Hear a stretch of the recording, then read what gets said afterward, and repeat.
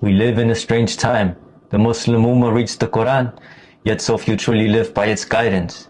They think it's enough to recite without understanding. But the Quran was not revealed to be chanted mindlessly. It was sent to shape the mindset of a true servant of Allah. It is not just letters. It's a divine way of thinking. Not just verses, but a living framework for life. And that is the greatest tragedy of our age. Because when Muslims stop understanding the Quran, their minds become open for the Dajjal system to take over. Look around you. The Dajjal himself has not yet appeared, but his hands and feet already move across the world. They've built a false Furqan, a man-made criterion between right and wrong. In politics, they say, sovereignty belongs to the people, not to Allah. In law, they judge by majority opinion, not revelation. In economics, they worship interest and speculation, while mocking zakat and justice. In education, they glorify logic without soul, knowledge without faith, brilliance without submission to Allah. In culture, they teach people to love themselves more than their creator. And in society, they replace modesty with freedom, mannerisms with trends, and morality with personal choice. And millions of Muslims live under these false Furqans, still reading the Quran, yet never letting it lead their way.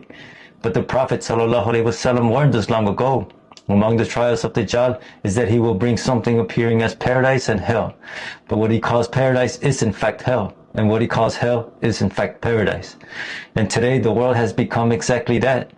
Sins look like progress, and obedience to Islam looks like backwardness. Riba looks like modern finance. Zuhud looks like laziness. Unveiling looks like freedom, and hijab looks like oppression. So what's the solution? The Prophet ﷺ gave it to us clearly.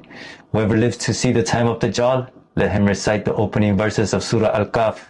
Because Surah Al-Kahf trains the eyes of your heart to see that what looks like fire may actually be water, and what looks like water may actually be fire. But that inner sight has faded from too many hearts. So wake up, O Muslims. Start learning the meanings of the Quran. Don't just teach your children to recite. Teach them to understand. Send them to Quran-based schools, not just to institutions that produce diplomas without faith. Study pure Tawheed. Recognize the many faces of modern shirk, the subtle worship of systems, money, trends, and status. Learn to see the difference between the Furqan from Allah and the false Furqan, crafted by human desire. Because the Quran was not revealed to be recited only, but to be followed. Not to be memorized only, but to be lived.